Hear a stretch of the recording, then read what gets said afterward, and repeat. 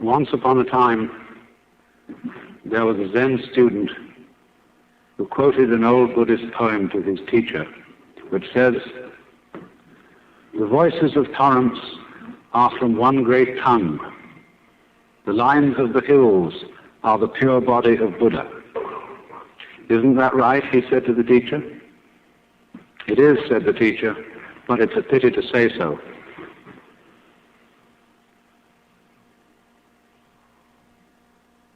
It would be, of course, much better if this occasion were celebrated with no talk at all. And if I addressed you in the manner of the ancient teachers of Zen, I should hit the microphone with my fan and leave. But I somehow have the feeling that since you have contributed to the support of the Zen Center in expectation of learning something, a few words should be said, even though I warn you that by explaining these things to you, I shall subject you to a very serious hoax. Because if I allow you to leave here this evening under the impression that you understand something about Zen, you will have missed the point entirely. Because Zen is a way of life, a state of being that is not possible to embrace in any concept whatsoever. So that any concepts, any ideas, any words that I shall put across to you this evening will have as their object showing you the limitations of words and of thinking. Now then, if one must try to say something about what Zen is, and I want to do this by way of introduction, I must make it emphatic that Zen, in its essence, is not a doctrine. There's nothing you're supposed to believe in. And it's not a philosophy in our sense, that is to say, a set of ideas, an intellectual net in which one tries to catch the fish of reality. Actually, the fish of reality is more like water. It always slips through the net, and in water, you know, when you get into it, there's nothing to hang on to. All this universe is like water. It is fluid, it is transient, it is changing. And when you're thrown into the water after being accustomed to living on the dry land, you're not used to the idea of swimming, you try to stand on the water, you try to catch hold of it, and as a result you drown. And the only way to survive in the water, and this refers particularly to the waters of modern philosophical confusion, where God is dead, metaphysical propositions are meaningless, and there's really nothing to hang on to, because they're all just falling apart. And the only thing to do under those circumstances is to learn how to swim. And to swim, you relax. You let go, you give yourself to the water, and you have to know how to breathe in the right way. And then you find that the water holds you up. Indeed, in a certain way, you become the water. And so in the same way, one might say, if one attempted to, again I say misleadingly, to put Zen into any sort of concept, it simply comes down to this: that in this universe there is one great energy, and we have no name for it. People have tried various names for it, like God, like Brahman, like Tao. But in the West, the word God has got so many funny associations attached to it that most of us are bored with it. When people say God the Father Almighty, most people feel funny inside. And so we like to hear new words. We like to hear about Tao, about Brahman, about Shinyo and Tathata, and such strange names from the Far East, because they don't carry the same associations of mawkish sanctimony and funny meanings from the past. And actually, some of these words that the Buddhists use for the basic energy of the world really don't mean anything at all. The word tathata, which is translated from the Sanskrit into suchness or thusness or something like that, really means something more like dadada. based on the word tat, which in Sanskrit means that. And so in Sanskrit it is said, tat tvam asi, that thou art, or in modern American, you're it. But da, that's the first sound the baby makes when it comes into the world. Because the baby looks around and says, da, da, da, da, da, that. And fathers flatter themselves and think it's saying dada, which means daddy. But according to Buddhist philosophy, all this universe is one tatata. That means 10,000 functions or 10,000 things, one suchness. And we're all one suchness. And that means that suchness comes and goes like everything else, because this whole world is an on and off system. As the Chinese say, it's the yang and the yin. And therefore it consists of now you see it, now you don't, here you are, here you aren't, here you aren't. Because that's the very nature of energy, to be like waves, and waves have crests and troughs. Only we, being under a certain kind of sleepiness or illusion, imagine that the trough is going to overcome the wave or the crest. The yin, the dark principle, is going to overcome the yang or the light principle. And that off is finally going, the dark principle is going to overcome the yang or the light principle. And that off is finally going to triumph over on. And we, shall I say, bug ourselves by indulging in that illusion. Gee, supposing darkness did win out, wouldn't that be terrible? And so we're constantly trembling and thinking that it may, because after all, isn't it odd that anything exists? It's most peculiar. It requires effort, it requires energy, and it would be so much easier to have been nothing at all. Therefore we think, well, since the is side of things is so much effort, you always give up after a while and you sink back into death. But death is just the other face of energy, and it's the rest, the not being anything around, that produces something around, just in the same way that you can't have solid without space, or space without solid. When you wake up to this and realize that the more it changes, the more it's the same thing, as the French say, that you are really a playing of this one energy, and there is nothing else but that it is you, but that for you to be always you would be an insufferable bore. And therefore it is arranged that you stop being you after a while and then come back as someone else altogether. And so when you find that out, you become full energy and delight. As Blake said, energy is eternal delight. And you suddenly see through the whole sham of things. You realize you're that. We won't put a name on it. You're that. And you can't be anything else. So you are relieved of fundamental terror.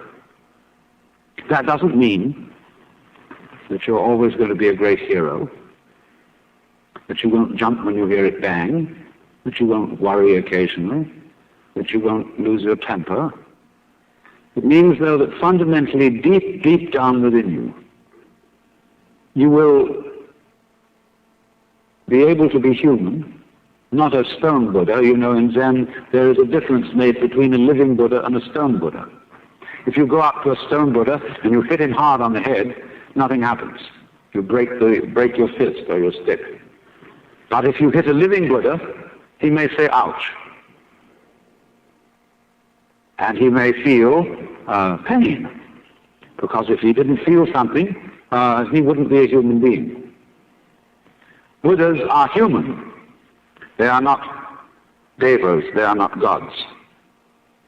They are enlightened men and women.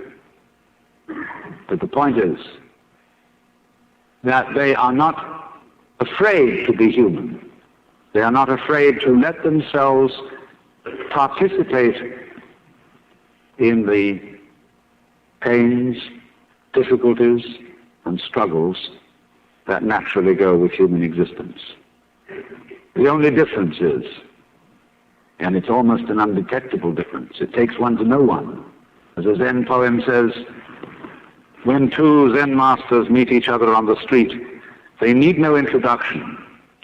When thieves meet, they recognize one another instantly. So, a person who's a real cool Zen understander does not go around saying, oh, I understand Zen. I have Satori. I have this attainment, I have that attainment, I have the other attainment. Because if he said that, he wouldn't understand the first thing about it. So it is then that, if I may put it metaphorically,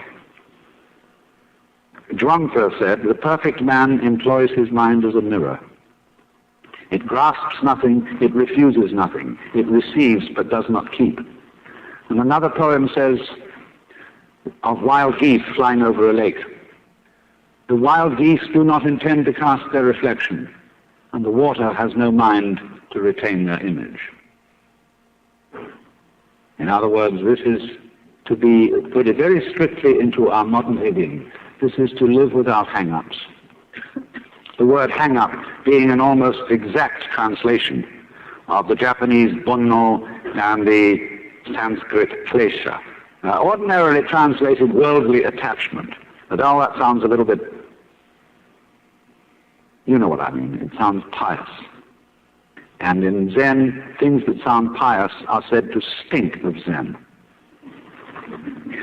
But to have no hang-up, that is to say, to be able to drift like a cloud and flow like water, seeing that all life is a magnificent illusion, a playing of energy, and there is absolutely nothing fundamentally to be afraid of. Fundamentally. You will be afraid on the surface. You will be afraid of putting your hand in the fire. You will be afraid of getting sick, etc. But you will not be afraid of fear. Fear will pass over your mind like a black cloud will be reflected in the mirror. But of course the mirror isn't quite the right illustration. Space would be better. Like a black cloud or flows through space without leaving any track. Like the stars don't leave trails behind them.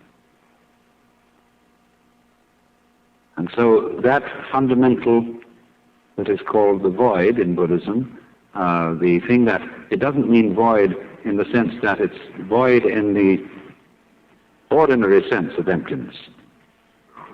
It means void in that it is the most real thing there is, but nobody can conceive it.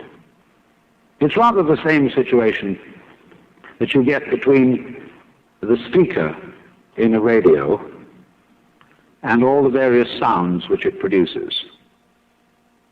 On the speaker you hear human voices, you hear every kind of musical instrument, honkings of horns, the sound of traffic, the explosion of guns. And yet all that tremendous variety of sounds are the vibrations of one diaphragm. But it never says so. The announcer doesn't come on first thing in the morning and say, ladies and gentlemen, all the sounds that you will hear subsequently during the day will be the vibrations of this diaphragm. You don't take them for real. And the radio never mentions its own construction, you see? And in exactly the same way, you are never able really to examine, to make an object of your own mind, just as you can't look directly into your own eyes or bite your own teeth. Because you are that. And if you try to find it and make it something to possess, why, that's a great lack of confidence. That shows you don't really know you're it. And if you're it, you don't need to make anything of it. There's nothing to look for. But the test is, are you still looking? Do you know that? I mean, not as kind of knowledge that you possess, not something you've learned in school like you've got a degree and you know I've mastered the contents of these books and remembered it. In this knowledge, there's nothing to be remembered, nothing to be formulated. You know it best when you say, well, I don't know it. Because that means I'm not holding on to it, I'm not trying to cling to it in the form of a concept because there's absolutely no necessity to do so. That would be, in Zen language, putting legs on a snake or a beard on a eunuch, or as we would say, gilding the lily. Now you say, well, that sounds pretty easy. You mean to say all we have to do is just relax, we don't go around chasing anything anymore, we abandon religion, we abandon meditations, we abandon this, that, and the other, and just live it up anyhow. Just go on. You know, like a father says to a child who keeps asking, why? Why did God make the universe? Who made God? Why are the trees green? And so on and so forth. The father says finally, oh, shut up and eat your bun. It isn't quite like that, because you see, the thing is this. All those people who try to realize Zen by doing nothing about it are still trying desperately to find it and are on the wrong track. There is another Zen poem that says, you cannot attain it by not thinking. By thinking, it says. You cannot attain it by thinking. You cannot grasp it by not thinking. Or you could say, you cannot catch hold of the meaning of Zen by doing something about it, but equally, you cannot see into its meaning by doing nothing about it. Because both are, in their different ways, attempts to move from where you are, now, here, to somewhere else. And the point is that we come to an understanding of this, what I call suchness, only through being completely here. And no means are necessary to be completely here. Either active means on the one hand, nor passive means on the other. Because in both ways, we are trying to move away from the immediate now. But you see, it's difficult to understand language like that. And to understand what all that is about, there is really one absolutely necessary prerequisite. And this is to stop thinking.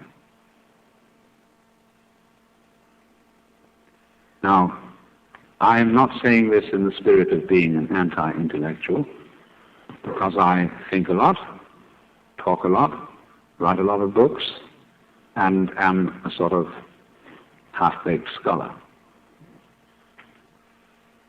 But you know, if you talk all the time, you'll never hear what anybody else has to say. And therefore all you'll have to talk about is your own conversation. The same is true for people who think all the time. That means, when I use the word think, talking to yourself, subvocal conversation, the constant chit-chat of symbols and images and talk and words inside your skull. Now, if you do that all the time, you'll find that you've nothing to think about except thinking. And just as you have to stop talking to hear what others have to say, you have to stop thinking to find out what life is about. And the moment you stop thinking, you become into immediate contact with what Korzybski called, so delightfully, the unspeakable world. That is to say, the non-verbal world. Some people would call it the physical world. But these words, physical, non-verbal, material, are all conceptual and is not a concept. It's not a noise either. Get that?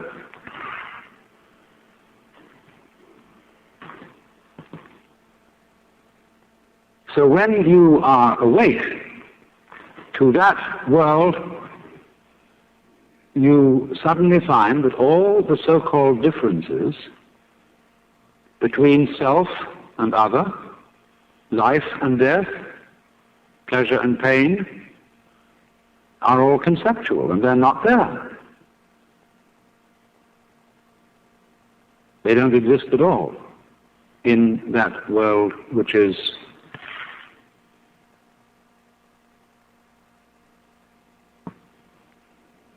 in other words, if I hit you hard enough, ouch doesn't hurt if you're in a state of what is called no thought.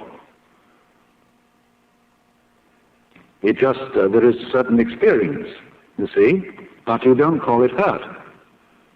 It's like when you were small children, they banged you about, and you cried. And they said, don't cry, because they wanted to make you hurt and not cry at the same time. People are rather curious about the things they do like that. And, but you see, they really wanted you to cry. In the same way, if you threw up one day, it's very good to throw up when you've eaten something that isn't good for you. But your mother said, ah, and made you repress it and feel that throwing up wasn't a good thing to do. Because then when you saw people die, and everybody around you started weeping and making a fuss, and then you learned from that that dying was terrible. When somebody got sick, everybody else got anxious, and you learned that getting sick was something awful. You learned it from the concept. So the reason why there is in the practice of Zen what we did before this lecture began, to practice Zazen, sitting Zen. Incidentally, there are three other kinds of Zen besides Zazen. Standing Zen, walking Zen, and lying Zen. In Buddhism, they speak of the three dignities of man: walking, standing, sitting, and lying.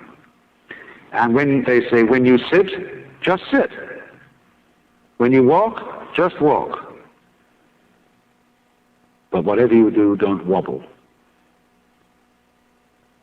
In fact, of course, you can wobble, if you really wobble well.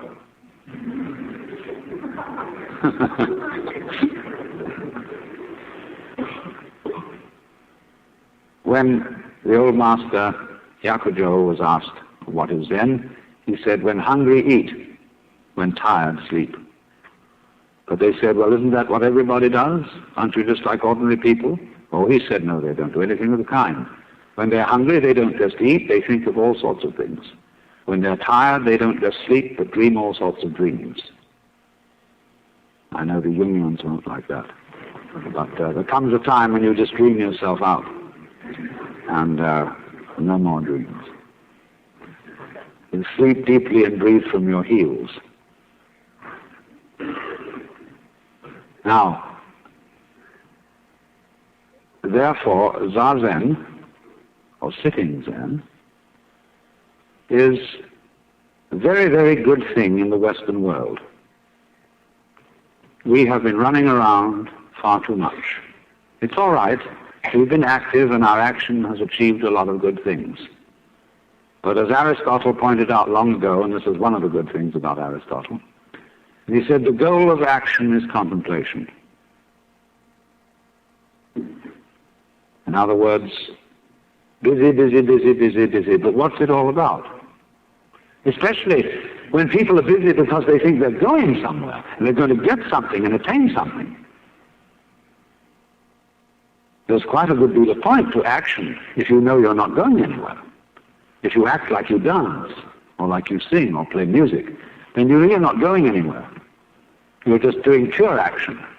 But if you act with the thought in mind that as a result of action, you are eventually going to arrive at some place where everything will be all right, then you are on a squirrel cage, hopelessly condemned to what the Buddhists call samsara, the round or rat race of birth and death. Because you think you